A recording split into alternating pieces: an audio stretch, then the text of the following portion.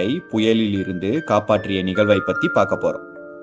1671ஆம் ஆண்டில் சீனாவில் மாக்காவ் என்ற இடத்திலிருந்து போர்த்துகீசிய வியாபார பாய்மர கப்பல் ஒன்று இலங்கையில் கொழும்புவை நோக்கி பயணம் செய்து கொண்டு இருந்தது.